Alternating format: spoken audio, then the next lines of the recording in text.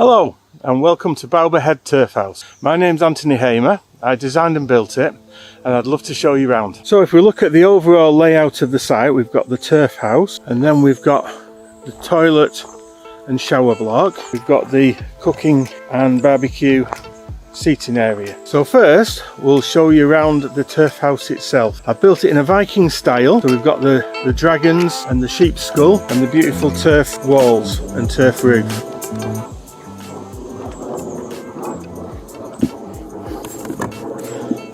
Welcome inside. So first of all I'll show you the light switch, which is a little carving. Don't know if we can see that. And then the lights have come on above. Now they're solar powered, so they'll last in the winter. You'll get a couple of hours out of them. Summer's better. You get more sunlight in the summer. We've got a cool box. Now you can sit on this as well.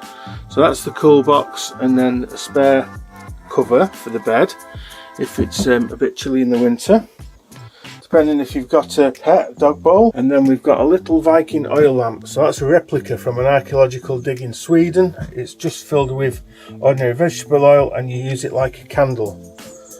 Of course, Viking helmet and a little Viking sword. So there's a table there. That's the tabletop up against the wall, and there's a pole next to the light switch, which you can take out and goes into the floor. And then there's a table and stools, and you can have food in here. Double bed, beautiful and comfortable double bed. And then we've got a fold down bunk.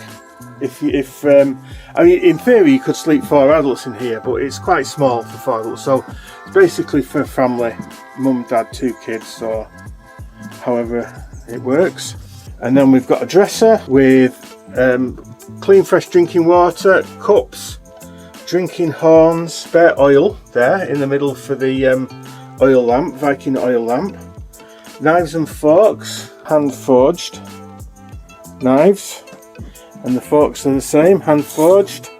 A little chocolate box there, a couple of handmade chocolates, cooking utensils. Further down there's bowls and wooden plates, and then fire lighting equipment there. So that's matches, lighters, washing up cloths, wood and kindling for the stove, and then the wood burning stove, which this time of the year in the summer isn't strictly necessary in here, but in the winter is absolutely fabulous. It gets this, with the insulation of the turf on the outside, gets this so lovely and warm and cozy in here. Next we'll move on to the cooking area.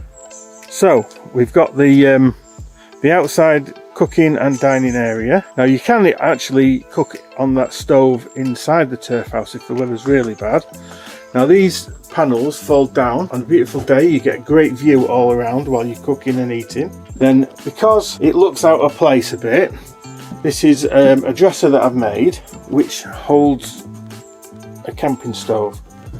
So you just lift that lid up, open up the stove, you've got 2 gas rings, and the gas bottle is underneath and turned off at all times when it's not being used. Then we've got a repurposed wood stove. This came out of somebody's house, a friend of mine, and I just have taken the door off and left it off, so it was no longer really useful in the house, but it's great out here. With the door off you get a lovely warmth radiating out. And then there's a barbecue grill that I've made under there, if you can see, get out the light, and that goes into the stove. So when you got hot coals, you burnt your wood and it's gone down to hot coals, then you can barbecue on there. And we've got pots and pans of various descriptions, including a Dutch oven, big pans, littler pans, frying pans, all in cast iron. And then at the moment we've got a few midges, so there's a citronella candle there, a washing up bowl, rubbish bin underneath, and then extra wood. Usually a bag of logs is included for each night of the stay. And then a handmade table and chair benches which you can fit 4 people around the table, and then an oil paraffin lamp, beautiful at night, and that'll last 3 days on a fill up, so we just leave it alone. It doesn't use a lot of paraffin, so it burns day and night. That's the cooking and eating area. Okay, so looking out from the turf house, you can see the relative positions of the cooking and eating area and the shower and toilet room. So we've got a bell that works from the inside and the outside. Open the door, we can have a look round. This is the shower head. The water just goes through the slats in the floor. And then there's a fold down seat there and a grab rail. Places for the soap and the ceiling rose, and then this string here fires up the shower and the water comes out of the ceiling rose up there. And then we've got a tin bath, which is ace. People can use that for a cold bath, warm bath, whatever they feel like. Then we've got the water heater and the shower pump. So clean fresh drinking water or clean water from there, from this tap, goes and refills in the top of there, and then underneath in this little door there's a paraffin heater, and that gently warms the water. Takes about 5 hours and it'll do 2 showers. Towels, and then in this little cupboard here we've got the battery for the pump for the shower and a recharged torch. So there's always an emergency torch on hand. You can also charge phones in there.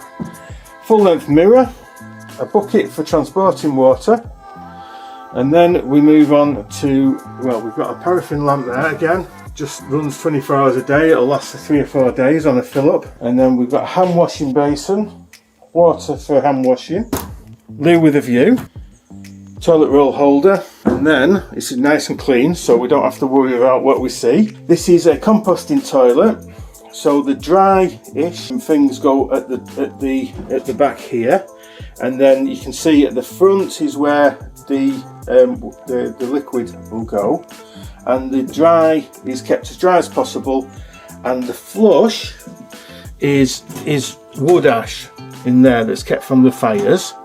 And that just goes on the dry side, kept away because it'll block up the wet side. And that's, I empty that about every 3 days. Okay, so that's all the wood of the shower and toilet room. Okay, so thank you very much for coming round and getting the guided tour with me. I hope that anybody that does come and stay here really has a thoroughly lovely time in the countryside with the wild birds, the wild